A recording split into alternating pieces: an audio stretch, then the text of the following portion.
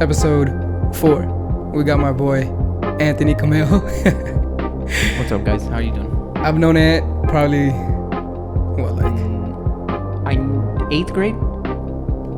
Yeah, around, no, I think more like freshman. We really got close freshman year, but I knew about you we knew each other 8th grade. Yeah. And then going into 9th, I think that's what made it easier.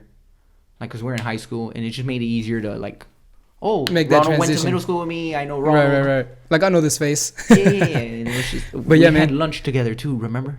Yeah, hell yeah. That's when we would eat outside. That's when we would eat outside. They'll give, McDonald's and pizza and shit like that. Man. Yeah, hell yeah. I hated that they changed that. No, man, I'm glad you were able to do this. You let me come over, take over your crib, and set this up. Of course. And I knew I wanted to sit down with you because your transition over the years has been interesting. Thank you. It's been different. Yep. Proud of you, and we'll get into it. So, Appreciate fucking pop this open. Cheers to that. Cheers, homie. So let's say we met in 8th grade, right? Right. That was 05. It's 2019. That's 14 years, bro. Goddamn, for real? Yeah. 14 years. If our math is right. My math is right. Somebody fact check. 14 years, bro. Yo, I'm gonna put you on game though. Every episode, I don't know if you've noticed, but every episode, we have a couple drinks and stuff like that. We try to liquor out, but this episode we'll keep it classic. Got the Modelo out. What are you drinking? This is Saint Pauli, girl. Saint what? German beer. Some German shit. Good. All right, for sure. Good. I like it. You should try it. It's a lager. It's definitely a lager. For sure, bro. Nowadays, dude, I can't drink for shit now, though, dude. My tolerance has gone to dog shit. Do you have a preference though? I don't think I've never really seen you like. I'm more of a liquor. Like if I had to pick beer, liquor, shots, rum or whiskey, bro. That's my go-to. I deal with those. Like I like Irish, the dark. I like the brown. Irish whiskey or There's Flor de something about Caña. clear liquor that doesn't sit well with me. Like tequila, vodka, even clear rum. Like they just don't. Flor de Caña makes like a light rum, like a white rum that's pretty light and it's pretty chill. We've tried it before. Yeah, I've brought it around. Yeah, I've brought it around. That's not bad. The only thing I can't do anymore is vodka, dude. Because when I was at UCF, bro, for like a year and a half straight, I was just on Shvedka. Shvedka. Just on Shvedka, bro, and then I had like a horrible Doesn't even night, come dude. in a glass. They have it in a plastic bottle. No, it comes in a glass. I think they have a plastic one too, but I think it comes in a bottle. We used to only get the bottle, the plastic. The you know plastic we're getting bro. weird, But for a minute, I don't know why I had an obsession with just like mixing pineapple juice and Shvedka, and then it got to a point. It's a good drink.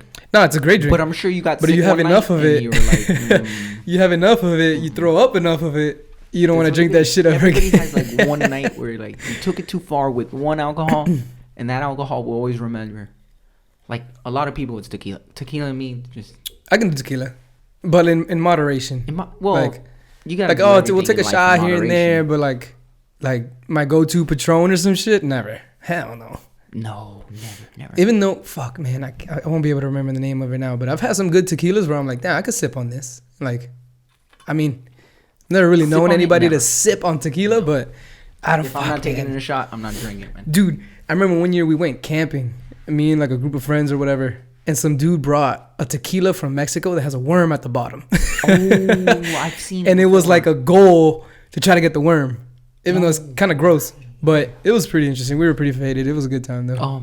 No, I've seen that one before, but I don't know why anybody would want. Dude, it's like a no-name. Like it didn't have a label. Yeah. It didn't have nothing. It was just. I've seen it before. It looked like some Pirates of the Caribbean shit. Like. And you're there like, what? But like, is this a potion? Why is there a worm in there? Yeah. Is this shit gonna get me like? Yeah, we're gonna go on a psychedelic trip right now. Yeah, bro. No one wants to do that. So my preferences would be whiskey on top, then bourbon, and then probably like the rum. I've had honey bourbon. Honey bourbon is pretty good. Yeah, I like beer because the thing with beer is that it fills me up. So when I'm drinking beer, it's a chilling. Like I never really go far on beer because I usually feel like full before I'm actually like messed up. Yeah. So it's like it's a good moderation. Like if we go tailgating, I'll chill on beers because I know. Especially if it's hot as fuck. Yeah, exactly. I'm not trying to get like crazy. a cold ass. Man, I've been to the UM games where Oh yeah. I don't remember, but like, Dude, I've those been aren't to. enjoyable. I went to the FSU tailgate one year when it was here, and that was Those are always fun. That shit looked like a refugee camp by the end of the night, dude. Yeah. Trash. Like, it's People crazy. all over the place passed out, bro. I saw people throwing up, fighting, fucking people smashing, like in between cars. Like, no, it was wild, bro. It was wild. That shit is that's a They're always spectacle. lit. Like, And you've never been to Tallahassee to see you. I've been to Tally, but never like for the, partied. No, but I mean for that game. No, never. No, it gets crazier up there, bro. Crazier. Because think about it. That's all there to do. Tallahassee, That's yeah, it. Man. They don't call it Tallahassee for nothing, Tallahassee, bro. yeah. It gets, By the way, fuck FSC though. yeah, you heard it here first. Fuck Fuck FSU. It's all FSU. about the U. Speaking of which, bro, 2 blocks away. Have you ever been to campus? Yeah, I used to skate the campus. Oh man, beautiful. Oh Yeah, man, yeah. Bro, every once in a while, I'll we go would get kicked out like immediately, but that's the only for times I've been skating. around. Yeah, For we 'cause cruised you're enough, knee heat up. but yeah, it's been a while. I every once in a while go longboarding, and I guess because you're skating, so you're doing tricks on like stairs and shit, right? Like I'm just cruising around campus, you know, just like enjoying the view because it's beautiful campus. The women are beautiful too. I'm sure the men are too, but I don't go that way. We're not looking that way. Yeah, you know, I don't judge you. Even though so there's nothing wrong with it. Nothing wrong with it. But, 2019, you gotta say that shit out loud. It's fine. It's fine. Nothing to be ashamed about. But just I love like just living in this area. It's just. Oh yeah, and you're mad central, dude. Where? Oh yeah. Is this the Gables or South Miami? It's like in the middle, right? It's in the middle, man. For sure. But speaking on the preferences, you ever blacked out? I've never blacked out. Yeah, man. What? For real? What is that like? Oh, it's the worst. I'm always driving, dude, so it's like... It's the worst, man. For real? It's the worst. 'Cause it's literally like... Because I've been pretty trashed, and then I'll still remember, like, the next day. Well, I've never been like, what happened yesterday? It depends on your My bad, I'm so sorry. It depends on your blackout. Like, I've had nights where there are things that come and go that I remember. Bro, my 21st birthday. Point and check. Oh, Ronald shit, that's right. Ronald is in college at UCF, right? Mm-hmm. He's in Orlando, and I'm still living down here. And I just turned 21. And where do we go? You know where American Waxy's. Social is? No, yeah, we went to Waxy's, where American Social is. That's when it right was now. Waxy's, right? Yeah, that's when it was Waxy's. And the girls were drinking free, and of course, it's my 21st birthday, so they're just bringing like 2 at a time. Yeah. And by the time we left Waxy's, that's when I called you. And I was still with it, but I knew I was like, yo, where's Ronald? It's my birthday. Like, how are we not? So Yo, like, he let me call my moved, boy. bro. What are you talking about? Where's Ron? He moved. No, I understand, but I missed you clearly. Yeah, like yeah, those were sober thoughts. Yo, and it was Those like were, it was like 1 in the morning, 1:30, so it was pretty late. bro, it was late. And Dude, I'm I was surprised sitting. you picked up. Yeah, I remember. I was sitting on my couch, right, just flipping through the channels. My phone goes off. Camejo. I'm like, what the fuck? Like, it's an emergency or It's an something going on? emergency. Like, He never calls. he never at calls once. me. At least this late, you feel me? Or like, or just shoot me a text. That's a and real he's- friend, yeah. bro. That's a real friend. Bro, Thank you for calling me. answering. Yo, what's good? Right up. Where the fuck you at? I'm like, bro, I'm in Orlando. Dude, I'm in school, man. What are you talking about? He's like, bro, it's my birthday. I need you here. I wouldn't say something like. I don't remember saying that. It's like, bro, you were just like, bro, I'm so proud of you. Left, you did it. No, I was you were proud. the first one to go, and like, yeah. No, you went to like you had a real college experience outside of your home city. Right, to an extent, because like, not that I regret it, because it's what I wanted at the time, but the only thing I lacked of my college experience was like the partying and like girls, because I had a girlfriend at the time. That's not what I was proud of. Like that was gonna come. I was proud of that. You chased you chased your higher education, and you decided, you know, like, even like, this isn't my end goal, this isn't my dream, but this is always something to fall back on if I ever need it. And that, dude, how can you not respect that? Because hell yeah, I feel like anybody going to get an education, even if this isn't like what you want to do, an education is always going to help in the long run. No, of course. Like, it's always nice to have that on your resume and shit like that. But and not only that, it like there's a personal benefit. Like when you go later in life, when you're looking back, you can say, dude, I did this many years of college, and I graduated, I got my diploma. Like, those are things to be proud of. Like, right. And it makes it worth it in the end. Trust No, me. for sure. Like Oh, when yeah. you go back here and be like, you know what, I graduated from UCF, bro. I'm super proud of that. No, man, I think that's why, honestly, I was able to enjoy my senior year a little more than the next person because I knew the path I was going to take. Like, I didn't stress myself. This senior year of college, senior year of high No, school? senior year of high school. Okay. Like, I was able to enjoy it and have that much more fun because, like, I wasn't stressing college entrance exams or, like, good SATs. Like, I never even took the SAT, and I did horrible in the ACT. way. I never, like, I never retook it, nothing. I never tried the SAT, nothing, because I knew, like, all I needed is to graduate from high school. I know I'm going to date, do my 2 years, and then we'll go from there. I didn't know if I wanted to transfer yet, but I knew, like, this is the path I'm taking, so let me enjoy this. Like, I'm not going to kill myself, like, just trying to get into FIU straight out of high school, even though, like, I respect anybody that did, you know, like tip my hat off to them. Of course. But I knew what I was going to do, so it was just like, fuck it, let me enjoy this. And that's why I sped through Dade. Like, of course. like I did, like, I would stack on 5-6 classes because I knew I just wanted to get the fuck out of there. And then, like, I knew it hit me like, damn, I want to go away. I've seen enough movies where, like, people go away, the dorms, your own apartment, growing up a little quicker, bills and all that shit, being on your own 100%, mom and dad not being there and shit. Fuck it, let's do it. Like, let's get out of here as fast as possible. Yeah, definitely. So that was that, but nah, man. That phone call, that shit, I was like, damn, that's my dude, man. Like, Of course, man. Of course. That was funny as shit, man. So, like, going back to that, like, their night, that night was one of those nights where there was a few moments that I remember. We went from Waxy's, we went to another bar down the street that I don't remember the name. Joe and Rob met us there. Nice. And we were chilling with them for a while, and then Shout out Joe and Rob. absolutely, bro. Those are the homeboys. They still live down the block. Love them very much. For sure. And like, I remember meeting with them. I was happy about that, of course. They bought me a few more drinks, and then I remember there was a fight on the second floor of that bar. Mm-hmm. And I don't remember this, but supposedly they were like, yo, you wanted to join in on the fight. I'm like, why would I want to join in on a fight between two? Damn, my dude trying to scrap out here. That's how you know he's faded. Well, obviously, those are things. Like, I remember the fight. Did but your I don't shirt stay remember on or doing what? that. Huh? Did your shirt stay on or did it came off? You never know with Anthony. You never know with Anthony. And it's quick, Dude, too. I've never seen somebody take their shirt off so fast. Oh, man. Come on. It's fine. I mean, look. Yo. People do it. What about, who's this comedian? Bert Kreischer, yeah. Bro, come on, man. Nah, yeah, he does his whole set. That's his shirtless. bit. That's like, his thing. And he has no shame. He's, he ain't the fittest guy, but, Nah, fuck it. I never had shame. Nah, man, I still remember that party we went to where, like, it got crashed or it got raided. It was a Halloween party. And then you were just running around. Park in my crib. Yeah, no, I stood up on a chair. Like, there's a chair. Like, Mind I you, remember there's, like, there's at like least 100 kids around us, and there was a chair out Bro, of probably nowhere. more. Probably at least 2 to 3. Oh, yeah, but I mean in the vicinity of it. Yeah. Like, so we're in the middle of, like, what would be a dance floor. But Right. it's not a dance floor because people aren't dancing. You're just standing, drinking there. In the grass and shit. And there's a chair, and of course, Anthony and Camejo decide, I'm going to stay on this. We're getting raided because we see the cop cars, the lights, and I decide to stay on my chair. After...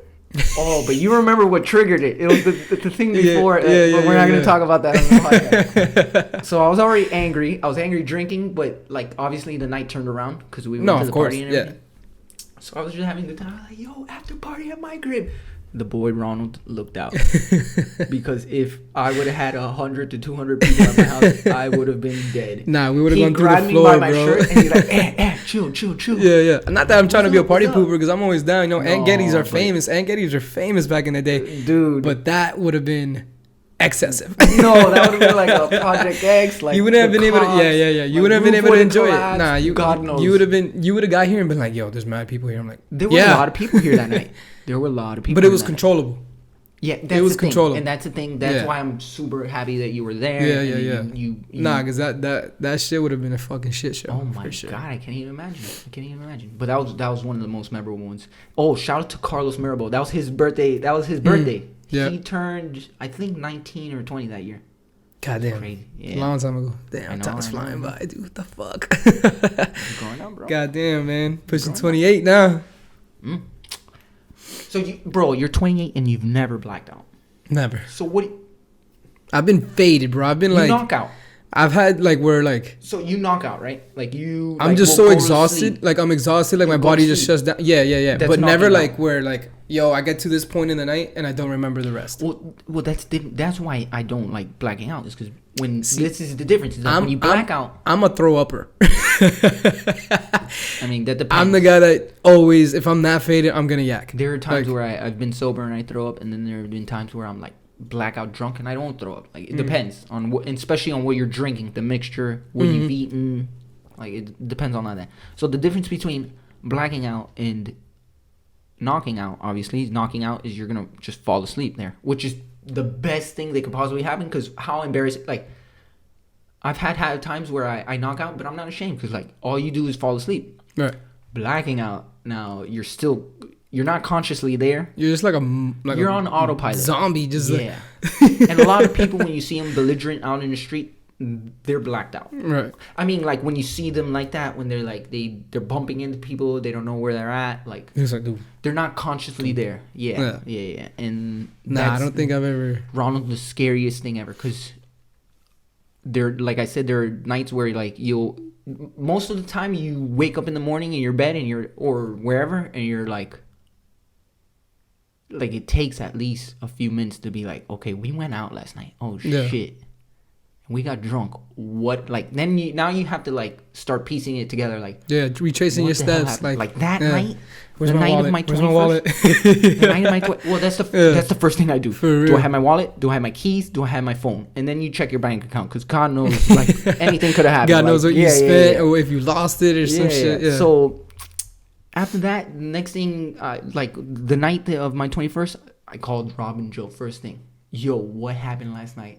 Rob told me like he filled me in like the fight and everything. Yeah. I was like, yo, so how was I when I got home? He's like, bro, I opened the door and right when you got out, you just puked. And you're like, guys, I'm out of here. Thanks for the night. And you went inside and we didn't see you again. And I'm like, thank God like that. Like I had good friends that took care of me and shit. They didn't let me, Yeah. But it's scary. I mean, you can really do anything or get out of hand and you have no control. No. Like, so I try. Obviously, I'm old enough now to know, like, okay. The limits. Yeah. Drink Your limits, for responsibly, sure. drink Yeah. in moderation. That's why I'm Like- not even that mad. Where like my tolerance has just gone to dog shit. But it's just I chose not to drink for like 5-6 months just to see if I can do it. Yeah. And then that just killed me. You know. Yeah, your tolerance goes but down. I'm not.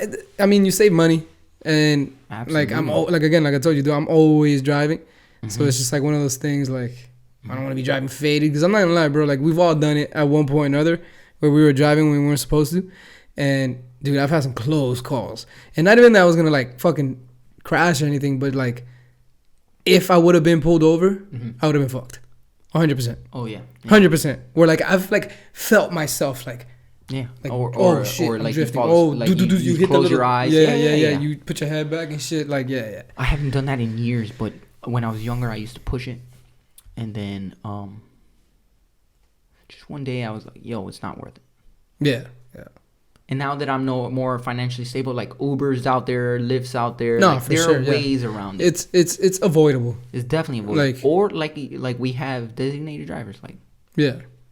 I'm not gonna lie, bro. Like nowadays, if you get caught for a DUI, you're an idiot. fucked. No, and you're an idiot. No, like oh, every that too, option that you too. have to avoid it, That and you too. didn't take it, and you No, still decide. but You also know, bro, DUI trying to get your license again, forget yeah, about for it. sure. Yeah. Like it's gonna be a mission and a half. Like you have to go through programs, you have to do schooling again, which is not like well, people don't even do schooling here, right? You just if you want to take the test, like you can do just like go traffic if you study. traffic school or like something like that. Well, Maybe that's the I don't thing. know. They force you to go through that. But what I'm saying is like when you got your license first time, you didn't really do any schooling. You just went, took the test. Like, No, you yeah, you maybe take the studied a test. little Yeah, bit. you study. You do the little. You read over the book, and It's a then little you packet. take the test, and then you do the one where the guy sits with you and shit like that. Bro, But- it's too easy to get a license in America, and that's why we have such horrible drivers. Yeah, Horrible. yeah. Like you go to some places in the world and I think you It's should take a test for like difficult. everything. I think you need to take a test for everything. You need to take a test to drive.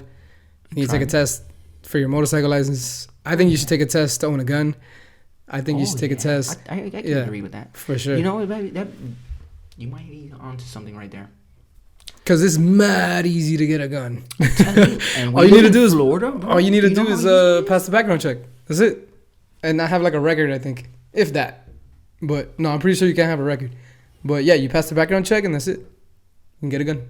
What's a record? Like, what do you have? Like a speeding ticket, misdemeanor. Like, no, that's fine. I think like convicted or like okay, so or like a felony, weapons charge or like something like legitimately we're like, all right, this person shouldn't have a gun or whatever. A felony, But like aggravated assault, like anything like that. Right, like a record, like you got some real shit on in your background. But yeah, dude, fucking when I got my shit, literally, I went to the shop. You pay for it. You gotta wait like 2-3 days. Some shops will do the background check right there on the spot. They either pass it or you don't. And if you do, well, here. What do you want? Right. Or no, here, take it. It's yours. Do you go and say, oh, I want to buy this, and then they do the background check, or they're like, before you even walk up, they're like, yo, we want to see a background check. No, you pick what you want, and then before we can give you the weapon, we gotta clear your background, and then like I said, like a 2-3 days. Some will do it. No, some will do it that back. same day. Some places will do the same day, and then some will takes a couple of days, and then you just come back and pick it up. That's crazy. Yeah.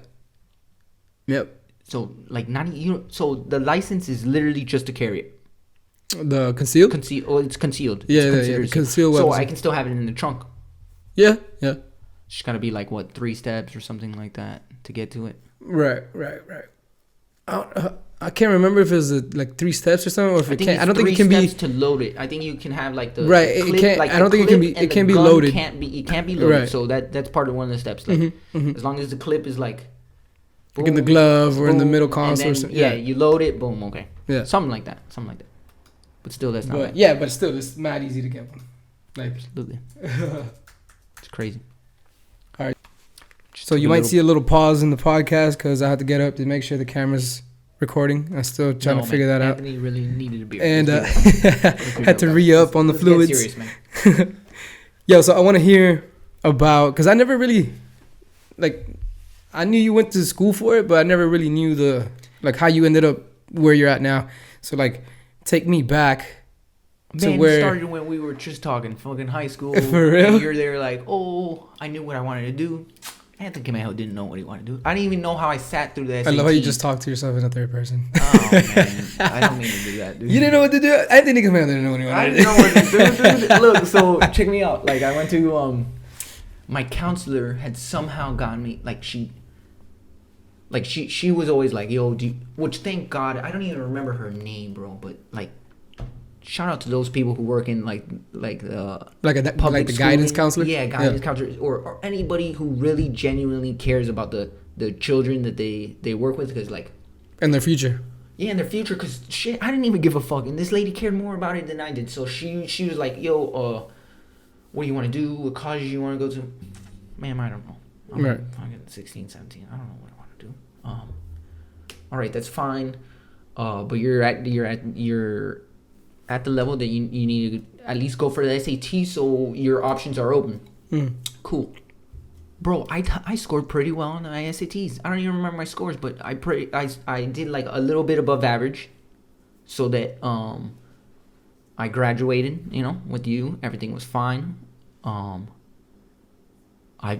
enrolled for Dade, and in Dade, so you had to take the practice. They have like a language test, an essay, and a math. The CPT, I think it's CPT. CPT, yeah.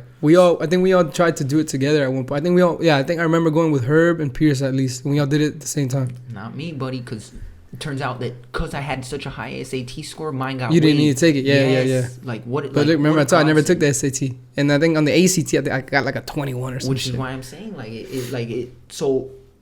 Like I'm saying, it started back then, because sometimes you're lost in life and you don't really know what you're doing, or like, but things happen, and they happen for a reason. And looking back on it, hopefully you can take meaning out of it, and I definitely do, because like even being lost, like you look for things. Like so I'm out of high school. I eventually graduate college, but through college I'm working. Where am I working? Aren't you working at the tennis place? I was working at the tennis place. I just started there coming out of high school. Okay, so before that, I was working as an umpire. I don't know if you knew. Yeah, I remember the Little League umpire. Yeah. It was in South Miami, right? And I started officially. You were supposed to start at like 15, because my brother knew the guy who was running it. They got me in at like 13, and so I was. So I was it is 13. nowadays. It's who you know, bro. It's all networks and connections. Oh my god! Yeah. Even back then, it's crazy how like I don't know it at the time. That'll but never change, bro. It never will. So they got me in, and I was umpiring like 6-year-olds, 5-year-olds. Like it was just a level above t-ball.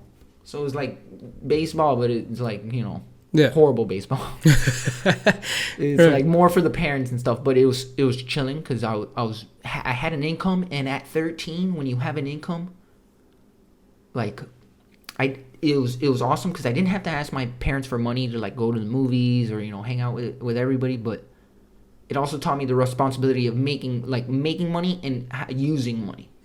Especially at that age. And I think a lot of people should start at that like age, because like think about it, in high school you don't really learn much about financial like At responsibility or planning or any of that. So at that young age, I was like, okay, I'm making this much a week, right? If I work this many games, let's say I go to the movies, that's 20. So like, okay. And the good thing was that it was physical money, so I'm there like, all right, I want more. Like I want, it was incentive to save. Yeah. Because I want to have as much as I can. And the thing with baseball was that it was a seasonal sport, so I knew, okay, by the start of summer, that's it. That's my money for the year. So I gotta Right. You know how most kids they save their birthday money, and then they save their New Year's money or Christmas money, and then in 5 years they have like fucking thousands. or not even like some kids just spend it. You're a normal kid, but like I had that. I was like, okay, I have Christmas money if I get any, birthday money if I get any, and I have my umpiring money, which was the good. Like that was like, okay, if I ever wanted shoes, boom, I was buying it in that season, and toward the end of the season, I'd be like, okay, I'm saving up for summer, or because I'm gonna want to do something, whatever. Do something, go somewhere. Right. Yeah. So fast forward from that, graduated high school, right? I was still lost, still don't know what the hell to do. But it's funny, these things fall in your lap, and it's once again going back to people you know. So I knew someone who was working at the tennis club at the time. And I don't know if he asked me or if I asked him, and he somehow got me in touch with the manager, and they called me in, and it was barely an interview. I got the job. But the greatest thing that I walked away with that is the experience, because there's so many places that you go, and it's a trap. It's like, oh, we want experience. Okay, I don't have experience, but how are you gonna hire someone? Do you get me? Like how does that system work? Like that you come out of college, you have an education, and they're like, oh, we want 2 years experience. But if no one's ever hiring you, how are you ever gonna get that experience? Right. It's like that shit where like you search in on like Indeed or some shit, like entry level positions, but then you look at the requirements, 2 to 3 years already in like experience with this or that, or like sales or some bullshit. So it's like, what the fuck? How is this entry level then? It's always about like, where can I get my foot in the door? Right. A lot of that is like humbling yourself, like, because at the club, at the tennis club, I wasn't doing anything glorious. I was fixing the courts. They were clay courts, so I would flatten the clay, right? Because when you're stepping on it, you have your footprints and shit. So you flatten it for the next people, and make it nice and whatever, and then boom, they go and they do the thing. I did that for like 2-3 years.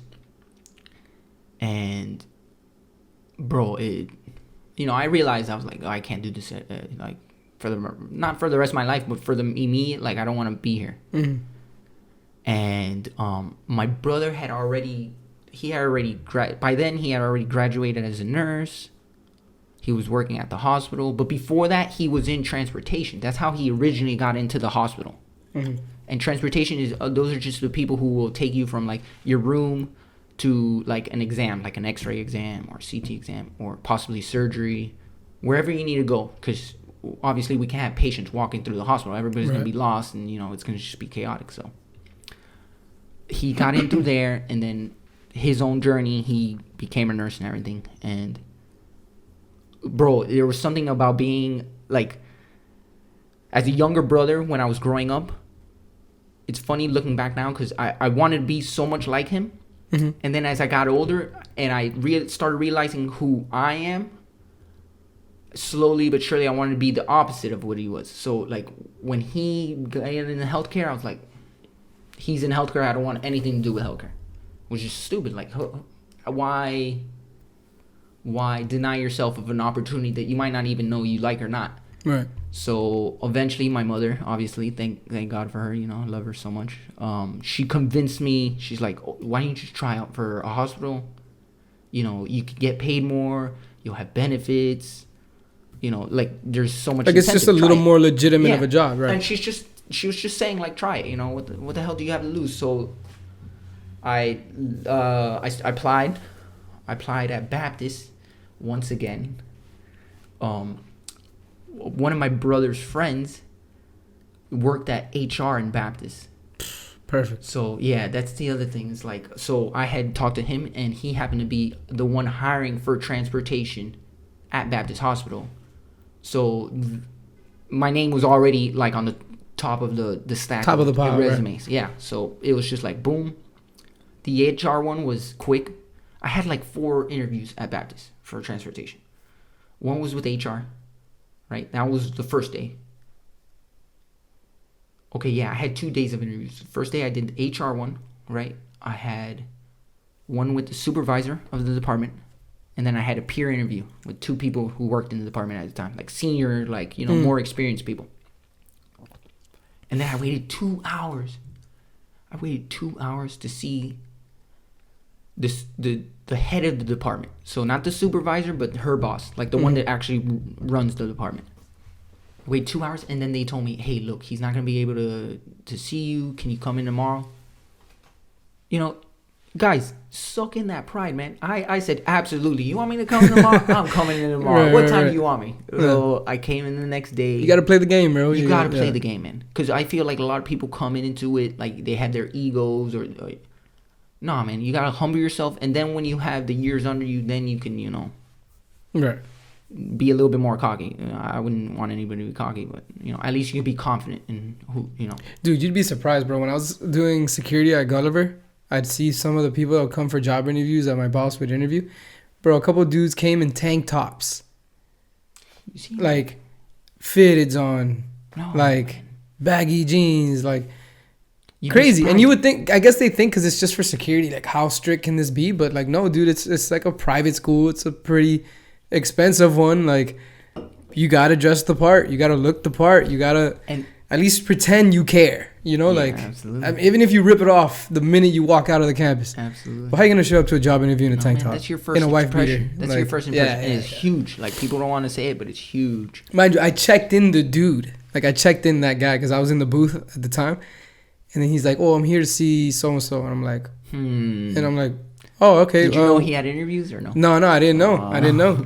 So I called my boss. I'm like, oh, you have so-and-so here for you. He's like, oh, okay. Send him in. Tell him to park here, blah, blah, blah. He's here for an interview. And I'm like, an interview? You sure you want to do that? This guy's in a tank top, bro. You know, like, not to judge, but like, damn, you show up to a job interview in a tank top, dude? No, that's pretty unprofessional. I'm sorry. Like, you're not trying to get that job. You're not trying to get that job. I'm sorry. Well, the thing is that nowadays, like, you have to sell yourself. You have to sell yourself. And if you think wearing a tank top is selling yourself, I'm sorry, Papa.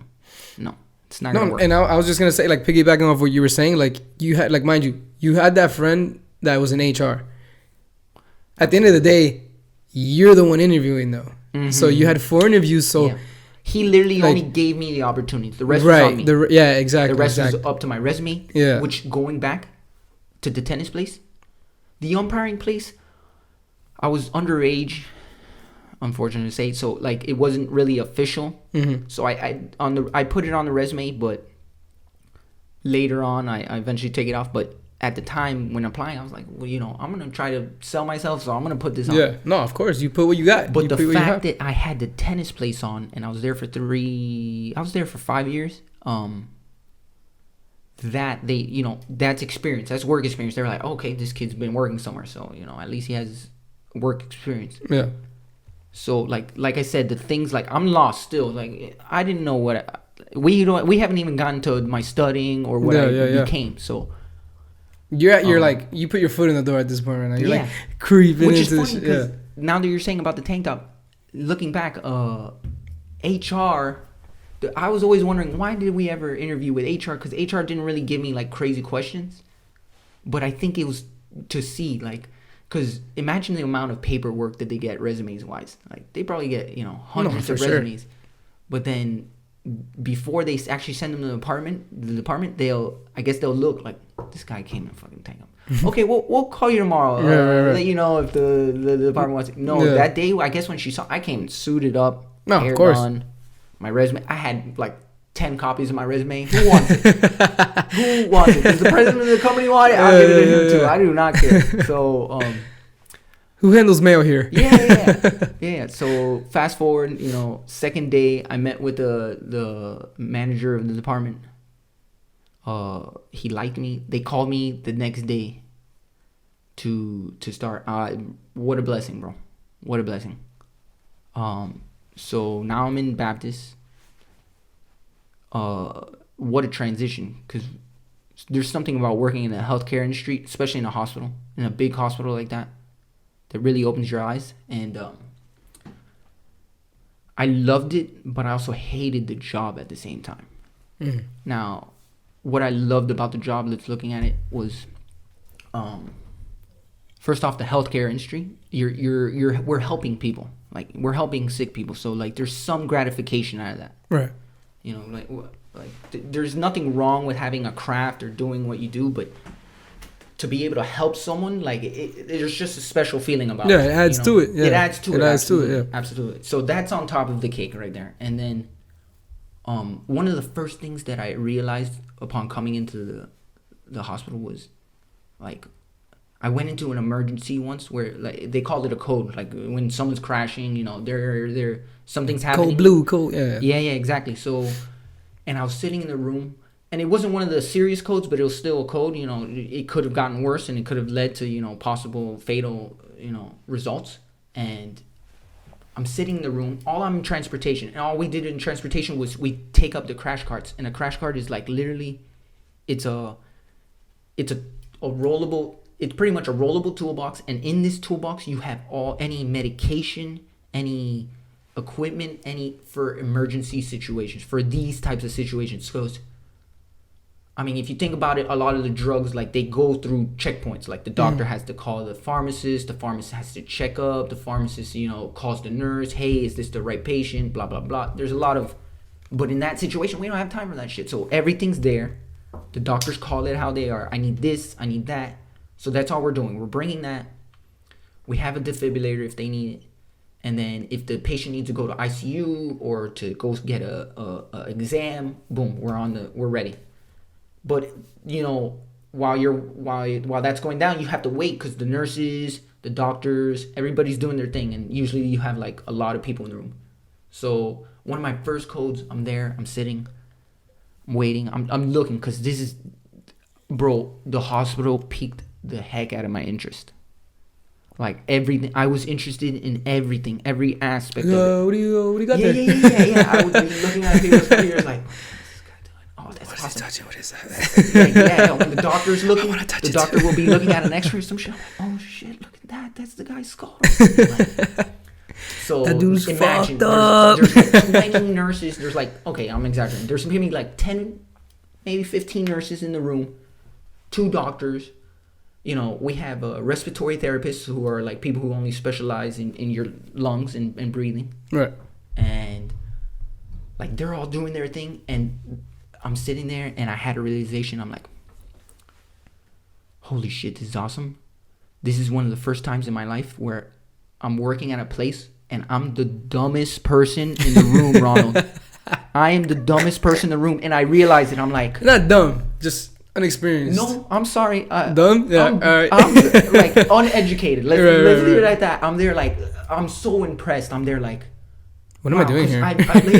No. Because beforehand, like, I've worked at places where it's not. I don't want to say it's me. It's just the quality of workers that I was working with is just like the lack of common sense would kill me. Mm-hmm. But now I'm working in a place of like intellectuals, people with common sense. It's like people are sharp. oh shit. People are Sharp. People are you gotta funny, be. people are You gotta be. cool. Yeah. You see all types of characters, all types of egos. But that moment right there, I was like, oh shit. Like that's what sparked me to. That was the moment where I'm like, I want to work in the healthcare industry, and in order to do that, I'm gonna have to get my education. Yeah. I'm gonna have to get smarter because right now I have like, if you go in, it's so overwhelming. There's so many things going on. But now if I walk in, it's like it becomes an everyday thing. It's a Monday through Friday job. So I'm in transportation, right? Amazing experience. I meet so many people. Ronald, I worked at a hospital with 1,000 rooms in it. We had so many nurses, so many beautiful people working around, so many ugly, and I don't want to say ugly physically, ugly like personality wise. Mm-hmm. Like so many, just different, a variety, such a variety of people. So like a melting pot of oh my god, personalities it was such a big and hospital. people. It was really like I loved it. But that was also the reason I hated it. Just with so many people. Like it's such a big house that like things can't be run perfectly, Mm-hmm. which is what you wish for, but and what we would strive for. But obviously there are flaws in it, and there are flaws in anywhere you're gonna work. Now, Right. No, you'll find that anywhere. Yeah. In any job you're gonna work in, there's gonna be something that you're gonna dislike. So at the time, the thing with me was the whole like it became I was just miserable.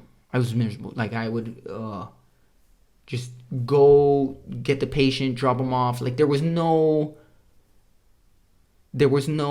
to get me through the day. I was bored out of my mind. Ultimately, that's what it was. I was bored out of my mind. I'd spend most of the time on my phone pushing patients, but like it was literally a game of me watching the clock, like trying to fight it. Just that. Yep. Yeah, like that's the thinking, worst. how many patients am I gonna transfer before it's 3, right?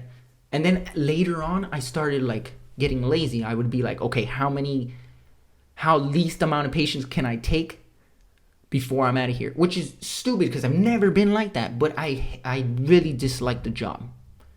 But I'm super thankful because if it weren't for that, I wouldn't have gotten to where I'm at. But how does that work with other transporters? Because you're not the only one, obviously. No, I'm not the only one. So do you take like turns? It's a pool. Yeah. So okay. It's so what we had phones, right? And on the phone, pull a number out of hat and shit.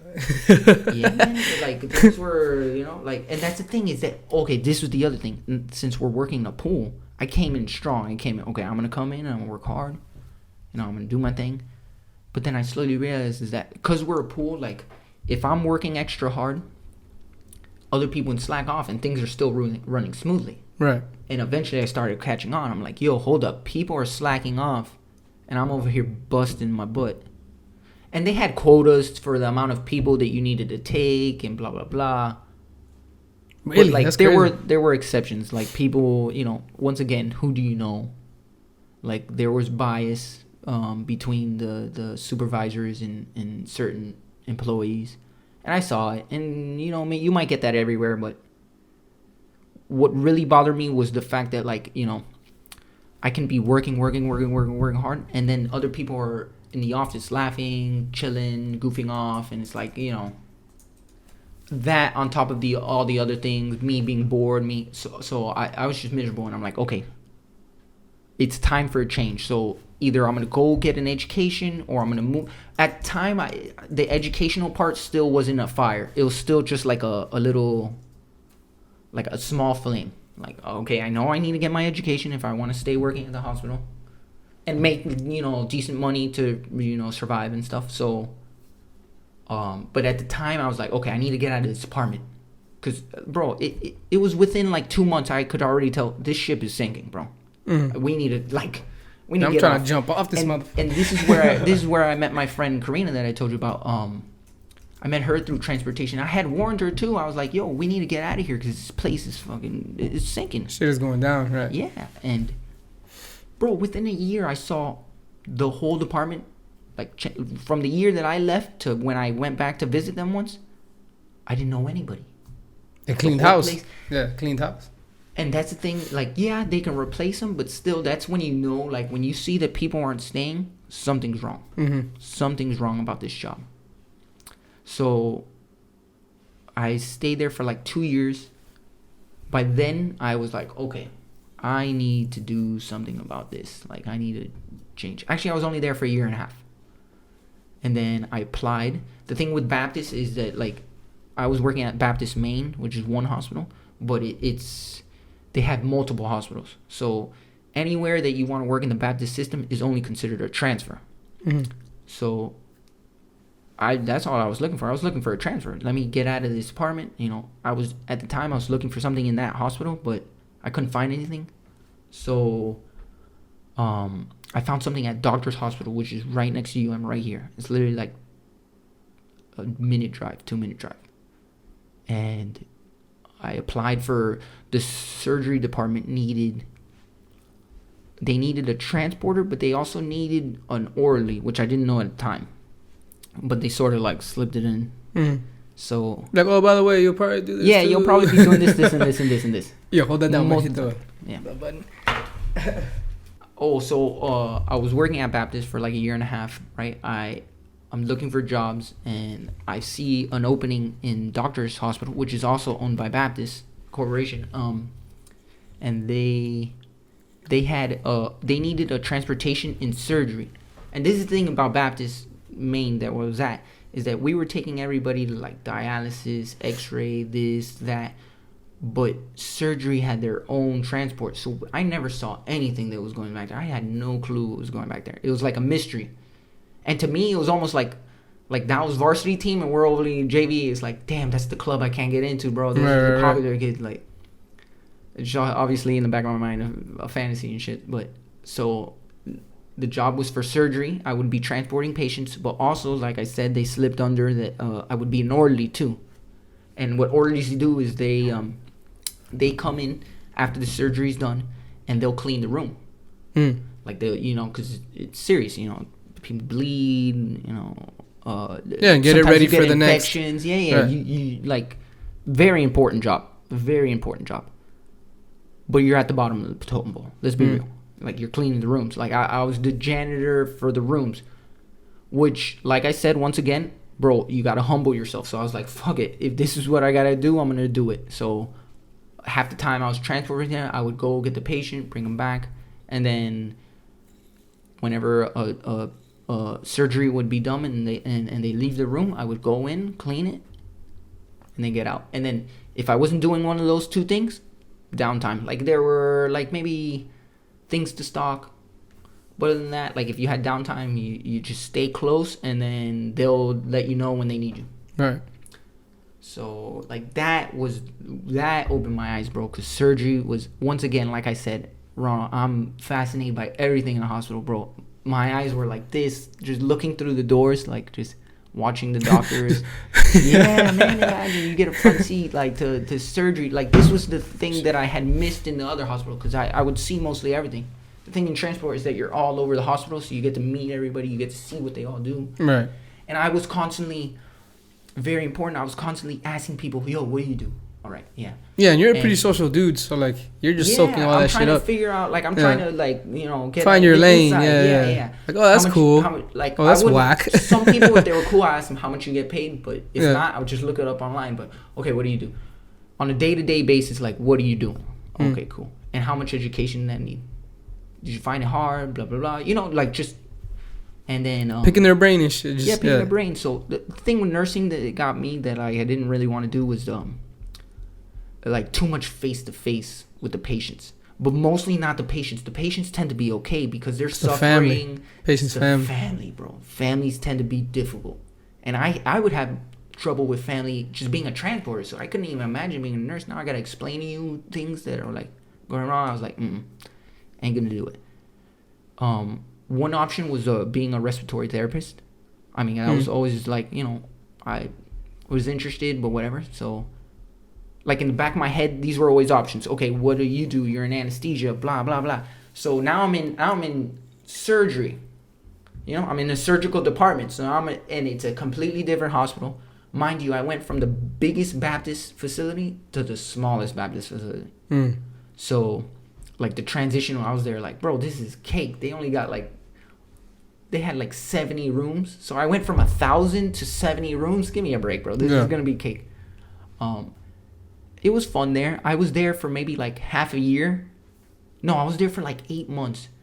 And then I realized, okay, I know what I want to do. So, I'm working there, right? And bro, the thing that interested me the most was just being in surgery. I wanted to be one of those people in surgery. And what are my options? I can be an anesthesiologist, which sort of looks boring. Like they just really just sit there. Make sure they don't die. No. Oh, no.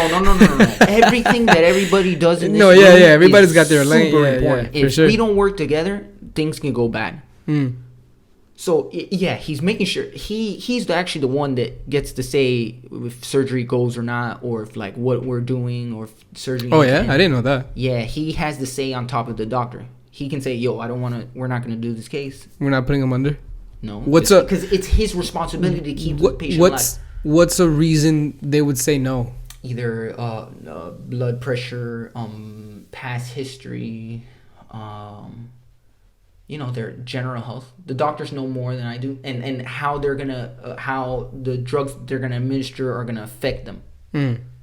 Smokers, they already know. Okay, if we're giving certain like propofol or something, they tend to cough a lot, or when you're intubating them, like they're fighting a lot. As opposed to someone who doesn't smoke, they don't gag as much. Like it's much smoother.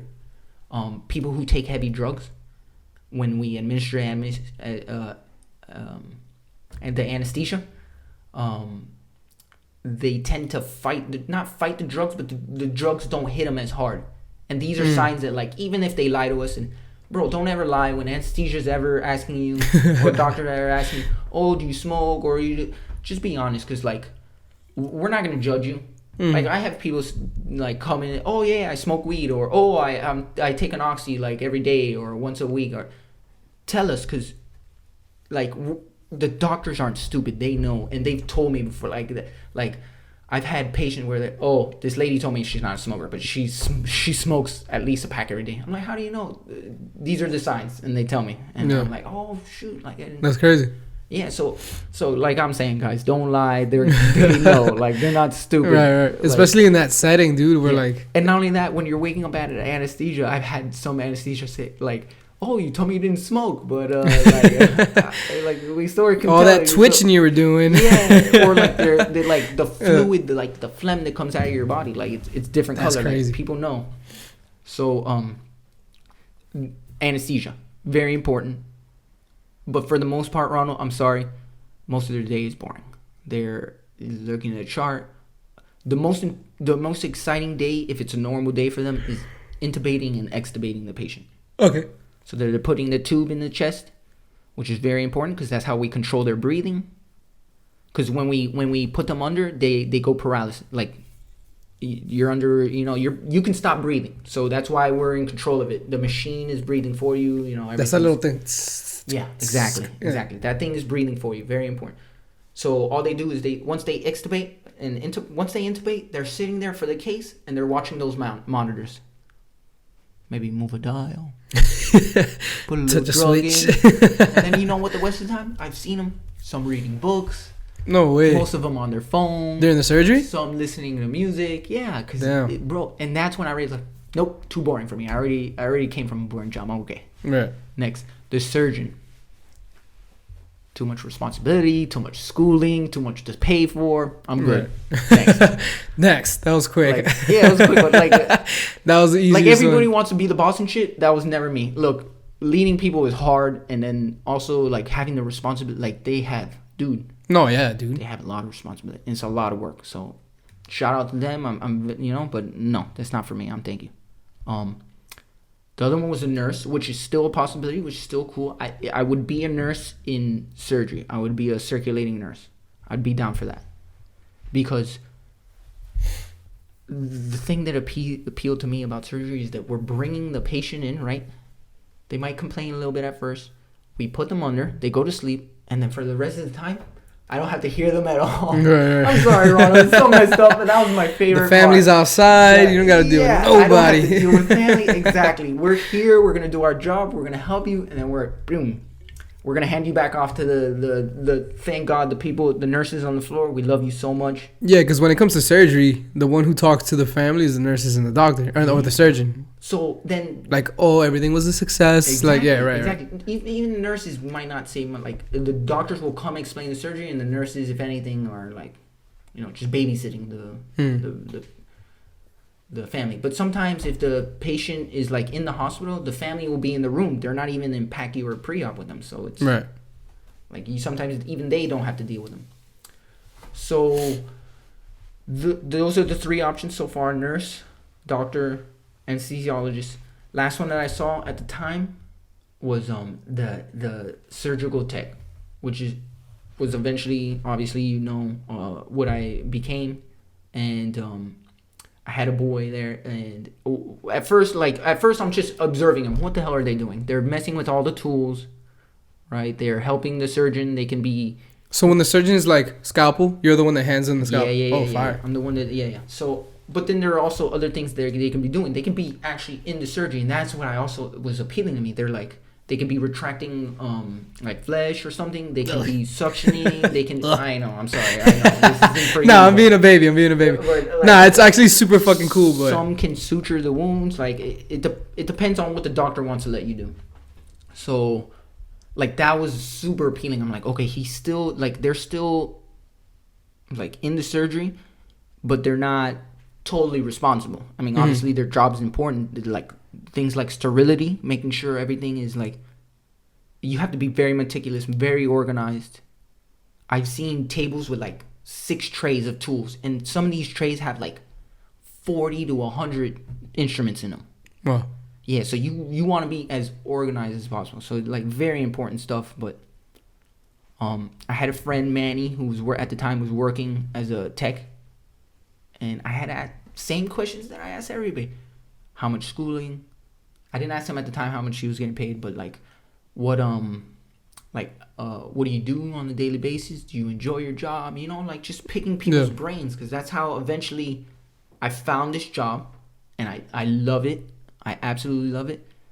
But I had to ask all these other people, what are they doing? Because if you don't do that, and thank God for my mother pushing me into the hospital, because like I said, now looking back, all these things were a path to me getting here. So like your stars aligned. Exactly. So by now accident, I'm in pretty doctors, much. right? Yeah. I'm an orderly, and I'm like, once again, it's a situation where like, okay, I don't want to do this for the rest of my life.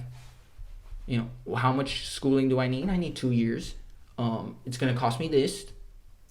These are the schools that are available. Do I want to do this? And that was it. I pulled the trigger. I was like, yo, How long was the program? 2 years. Damn, it's not even that bad. 2 years. No, not bad at all. Not bad at all. It was an intense program at times. I'm not gonna lie, but No, for sure. No, I bet. And we did our clinicals at Jackson, which was an amazing experience, because Jackson anything Jackson. Dude, one of my uncles was a Jackson trauma nurse. Oh my God, I worked in trauma. Was awesome, dude. Yeah. Trauma was awesome. Yeah, so we did our clinicals there. It took me 2 years. The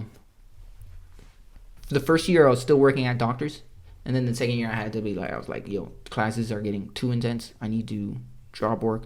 That was that was the hardest year. Yeah. Probably. No, I remember. Yeah. Because I had no income, and it was just school. That's how it's gotta be though. So it's just for rough. certain career paths, like I know you like. I know not everybody has. It definitely humbles you, right? more, And I know not everybody has that they can make that choice. We're like, all right, I'm gonna quit my job, focus on school. It'll pay off later.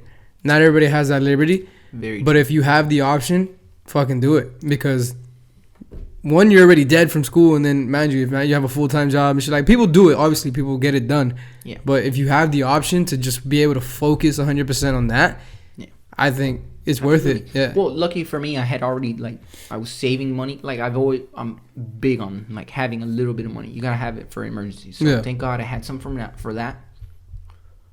And I went a little bit in debt. Not enough to Like I'm already paying that. Like I'm good now. Like Yeah. But at the time it was scary. But you know, you You took out a loan and shit, or you paid that out of no, pocket? I took out a loan. Alright. Took out a loan, and then, but I've paid it off, like I said, and everything's good now. But at the time, bro, like you said, you have to go through some of these struggles in certain careers, and I'm blessed to have been able to take it off and focus on my studies. God knows would I have graduated if I was not allowed to do that. But you know, so I graduated in September of last year, which is 2018. Mm-hmm. And no, I'm sorry, it was August of 2018. Sorry. And I was still in clinicals at the time, right? And at the time, my professor had approached me, and she said, she was like, "Oh, this place." Oh, before I even graduated, I was already looking at hospitals that were hiring techs, because I, you know, like. Yeah, you gotta be on that I shit. ain't Yeah, got yeah, time yeah. to, like, I want to be looking now. There's Yeah, no- 'cause it's there's a no time to process, waste, and yeah. It's a process, and I tell people it's a process. It's not like you're gonna graduate and then you're look and the next day, wow, I found something and I have an interview already. No, it's you have to update your resume. You have to look for places. You know, there's things that go into it. So I was looking, didn't really see anything. Saw a few, saw some at Baptist. That was the other thing. I was trying to get, since I already got into the Baptist system, getting rehired is so much easier because they already Right. saw, oh, wow, this guy worked for us for 5-6 years. Didn't really get written up. You know, they'll call your old bosses. Hey, how's this guy? Clear. Anthony's Right. great employee. We love him. Blah, blah, blah, whatever. So I was looking at Baptist. Jackson was a last minute resort, but they were talking to me. They were like, hey, you know, talk to us after you graduate. You know, we might want to hire you. But whatever. I was doing that. I'm still in clinicals. My professor approaches me and she's like, oh, there's this private practice clinic, surgery center. She told me it was in Sunset. So which I think there's a Sunset Drive in. No, there's a place. Oh, she said Sunrise. She said Sunrise, which right. is not close from here. At You all. know that. At all. I'm like, wow, Sunrise. And she said, look, this is someone approached me and told me to send 2 students, and you're one of the people that I'm Recommending. It Right. wasn't sending. She gave me my current boss's number, personal cell phone number. I'm like, I didn't know what I was getting myself into now, but looking back, I'm like, my boss was sketchy. She gave me her. She's just giving out people her number. I don't appreciate that. Yeah, well, I mean, to an extent. at least she wrote back. Like, at Yeah. least she responded and shit. So, she gave me her number. I was like, fuck, it's in Sunrise. That's like an hour drive. But once again, going back to you got to take whatever is in front of you. You good? Take the opportunity. You know where I live, out on Eureka? Dude, my dad used to work in Miramar for like 13 years. So he would leave the house at like 5 in the morning. He wouldn't get back till like 6, 7 at night. And if you get traffic, easily 2 and a half. Yeah, bro. 3. He did that for like 13 years at a bank. That's horrible. So There's no excuses, bro. yeah, no There's no excuse. I was excuses. like, yo, if I have to drive up there, I'm going. Let's go. So Yeah. I called him, right? No, I didn't call the lady. No, what happened was that my professor had given there was a student that we had in our program that had been a surgical tech in Colombia for 5 years, but of course, like anywhere else in the world, if you practice medicine outside the country, the United States doesn't care. You got to get your education here in order to work.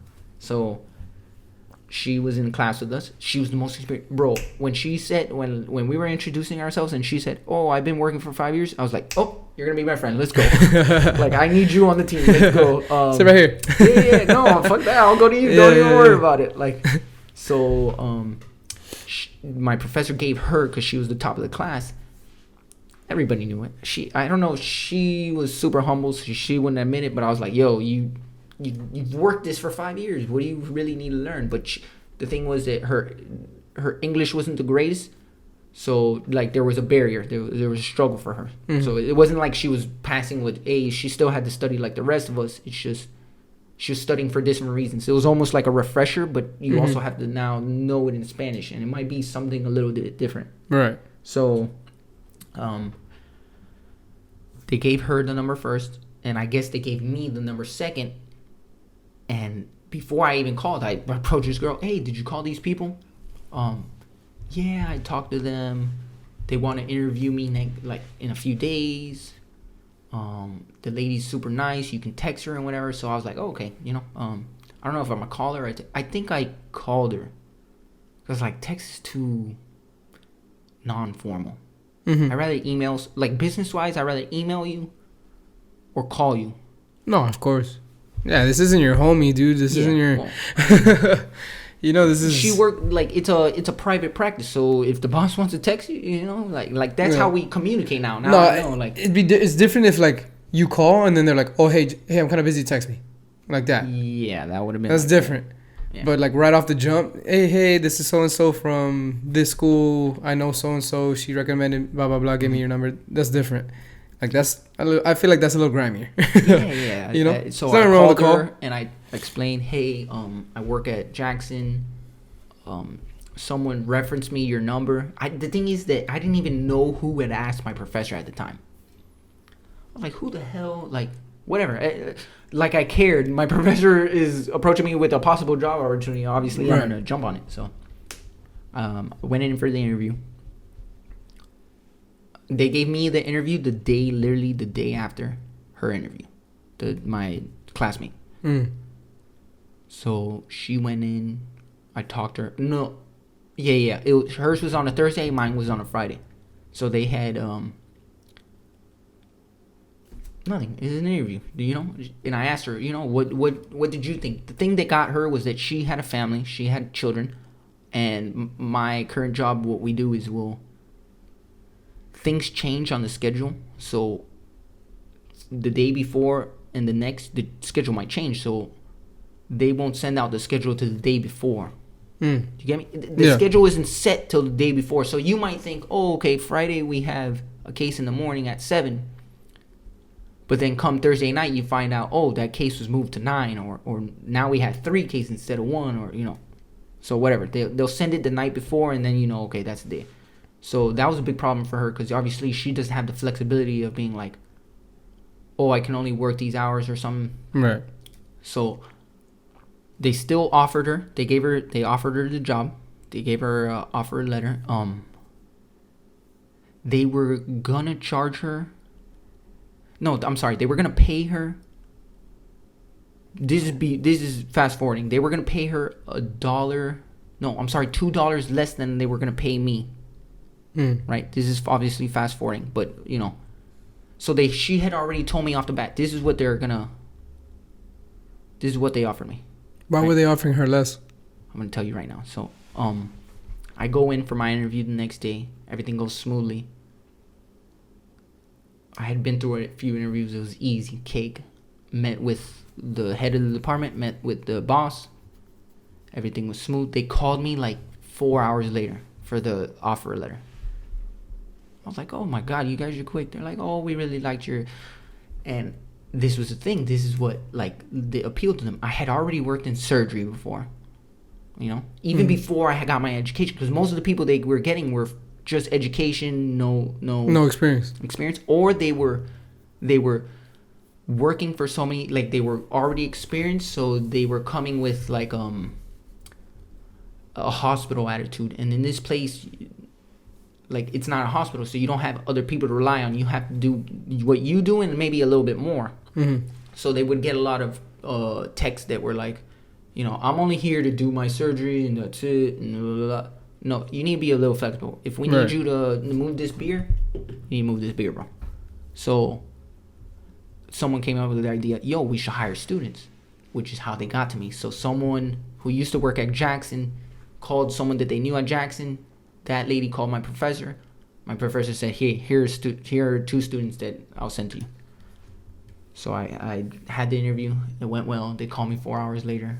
I got accepted. And then that's when they told me, oh, we're gonna offer you this. At the time, Elizabeth my friend, she hadn't told me what she was getting offered. But when we came into the class the next time, She had asked me. Stupid me. I shouldn't have said anything. Rule of thumb, guys, don't tell people where you get paid. So I had told her she was gonna get paid $2 less than me, and she was already asking me, "Oh, are you gonna take it?" Blah blah. Ronald, I was already on the ship, bro. We're saying, Mama, I don't have time. If you're gonna accept it or not, I ain't got time for that. I'm going, dude. Like I said, when these opportunities present themselves, bro, you gotta jump on them. Jump on them. You have to jump on them. Like, yeah, it's okay being cautious, but you never know.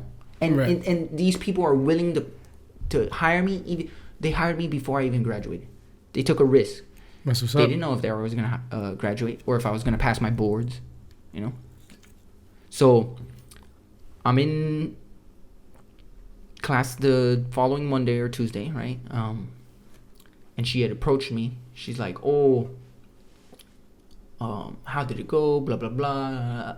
The real question came out: how much are they offering you? Yeah. I was like, "Oh, they're offering me this," and then she's like, "Oh, they're offering me $2 less." And I'm like, "Oh, like what's your resume like?" "Oh, well, I mean, I haven't worked anywhere in America." I'm like, dude, that right there, you'd be surprised, guys. You'd be surprised how many, like how your work experience can affect your pay rate. Mm-hmm. And eventually later on, I had approached my boss like, "Yo, why did you guys offer me more?" And she told me, she's like, "You had 5 or 6 years in a hospital, right? You had a year and a half in surgery already. Like, you already climaxed, like, not climaxed. You were acclimated. You already came, dude. Yeah, you're already done, dude. We ain't gotta go to sleep, bro. You're already done. We don't even got to tug on it, nothing. They're like, you're already acclimated to surgery life. Like, that's less shit that we have to show you. And like, I was like, yo, but she had 5 years of experience in Colombia. Yeah, but we don't have any proof. Where's the proof that she had? Mm-hmm. I was like, oh shit. You know, that makes sense. It makes sense. You know, they're the ones taking the risk on everything. So, and they still offered her. You know, it's not like, so at the end of the day, she denied. Oh, so I had told her what I offered, right? She emailed them that day. No way. Yes. Hey, I heard you were offering Anthony this. Yes, bro, I thought I wasn't going to get hired. Because I had remembered they had told me, hey, if you're going to accept this, you need to sign a confidentiality agreement. The to NDA not or whatever. Share what you're getting paid, right? Non-disclosure. Like, yeah, and I'm already there like, I already broke this shit. I haven't even got hired. I already got fired. Yeah. I was like, I'm not going to get the job. I was like, okay, let's just focus on our study. Like, bitch, I'm going to kill you. So she had emailed him, like, and this is the wow. thing. Like that's petty, dog. I don't care that it was petty. It was a bad decision. Cause, like I said, going back, yo, this podcast is all about humbling yourself. Cause that girl did not humble herself. Today's topic. And I told her, and I had told her, I was like, look, like before she had ever accepted, I was like, yo, like take the job, you know. Oh, but you're getting, because they weren't gonna hire you, both of you. They were gonna hire one. They were gonna hire both of us. Oh, they were gonna hire both of you. They were gonna hire both of us. Wow. Even if she accepted, they were still gonna hire me. I mean, obviously looking back, I'm an idiot. I shouldn't have told her what I was getting, or whatever she would have said. I should have just matched it. Oh, I'm getting paid that too. Right. But so you know, she let pride get in the way. She had another classmate, which I'm not gonna name here. She had another classmate in her ear saying, "Oh no, you shouldn't take that." Blah blah blah. That spoiled little girl still hasn't gotten hired. No way.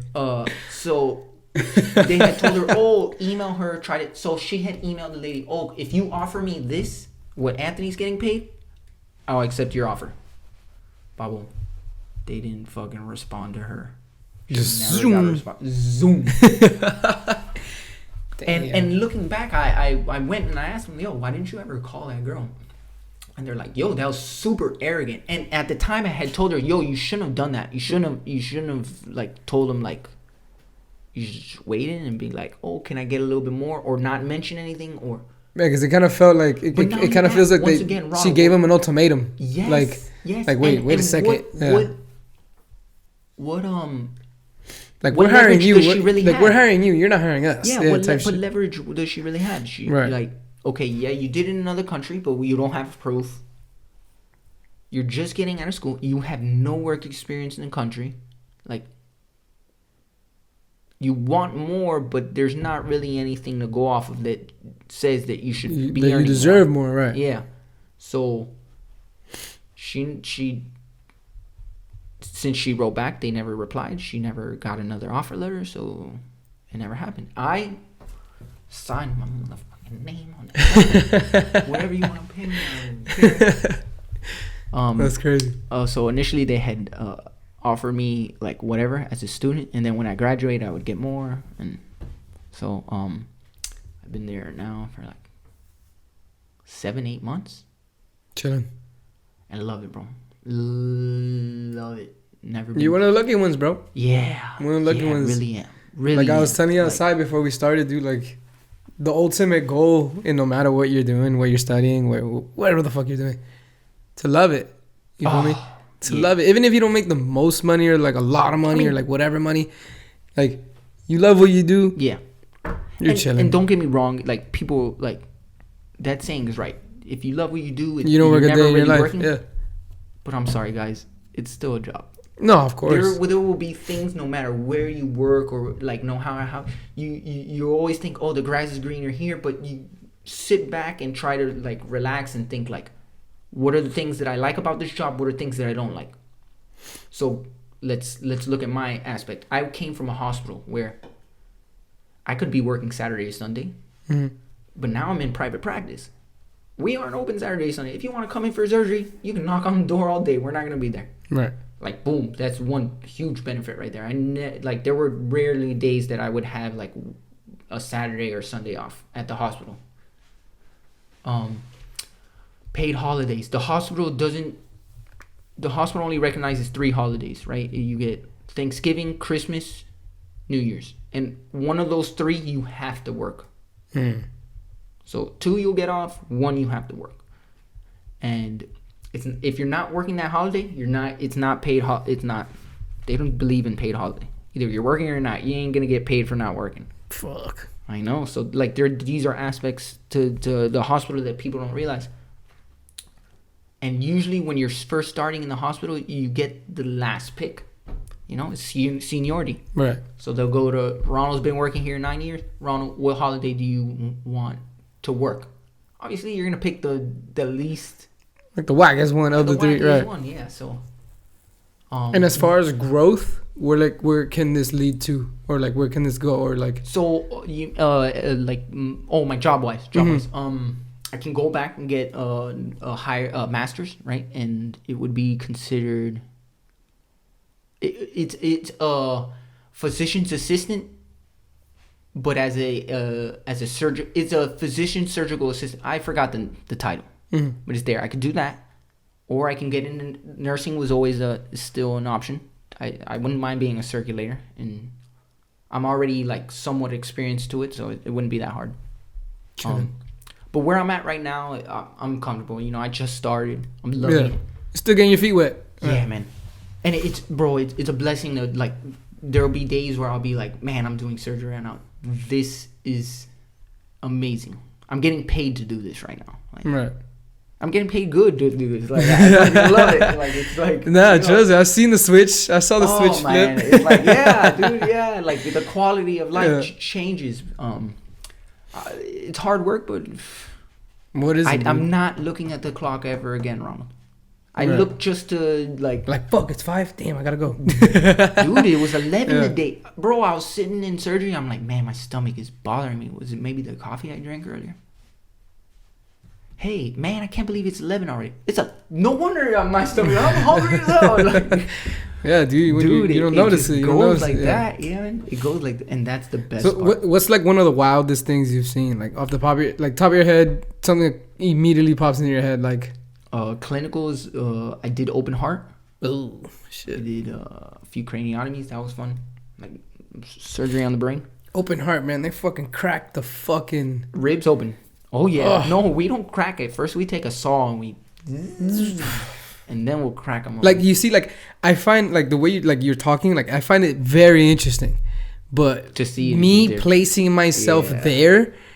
no chance. Yeah. Like I just don't have the stomach. Like And I love it. I would love to have the stomach. Like I would Yeah. love to be able to fucking see an open fucking chest, Yeah. some dude working on a heart, and be like, "This is so crazy. This is amazing. This is so Well, cool." it goes back to that But- curiosity and that I it- always had. And I have it. I know, but I just don't have the fucking the stomach. the stomach and like the. And I know myself. That's why I never got into like. I remember at one point I was like on the fence of like, damn, you know, like, do I want to be a cop or would I be a firefighter? Like, firefighter always appealed more to me. But then when I found out like, oh, you got to do EMT, you got to do paramedic, you got to do like No joke. other shit besides just fight fires and slide down the pole and ride in the big red truck and shit or hear green. But when I found all that out and I talked to dudes and friends that are EMTs and paramedics and they're in school and all that shit and the schooling that they were doing besides like fire academy, it was like, no, dude, you see some real shit. You see some pretty nasty shit. yeah. And then I'm just like, Crazy. I know myself. Like, I just don't have it. Yeah. Like maybe for kids, because when I used to work with kids and kids would get hurt, like you go into that mode, all right, for sure. But like you're not dealing always with kids, you know, you're dealing with grown ass people the majority of the time. So like I know myself, and like I would have started the schooling and then would have left, and then I'm like back to square one. Like, all right, now what the fuck do I do? You know? So like That's a lot of people's fears, is going into a study and not knowing whether you're gonna enjoy it or not. right. I mean, that's why the degree I have it because like I knew of all the degrees the school offered. This is the one I wouldn't mind doing this. I wasn't Wouldn't gonna mind. switch. Yeah. I knew too many people that started off as like a fucking bio major. Oh, that shit was whack. Oh, I go course, man. to accounting. Oh, that shit was fucking god awful. Oh, I'm now a marketing major, you know, like, or to something like, fuck that. Like, I knew this is the major I'm interested in, the exercise and science and all that shit. This is the program I can see all the way through. Yeah. If I would have done Fire Academy, if I would have done the program you did, I would have been like, yo, fuck this. Which is why I always tell people, and I love the fact that I can sit here and listen to you, and I'm excited for you. Yeah. But for me to put myself in that room, oh, scalpel. Yep. Yo, I mean, I need you to hold this fucking skull open. Fuck that. I love it. I'm in there like, shit, look at this shit right here. Like, Nah, man, it's just. no. I'm glad like I have these people around me, like you, for example, that you went through it, you did the process, and like you can tell me like, yo, it's not for everybody, you know. And you can sit here and tell me as a friend and be like, Ron, you don't got it.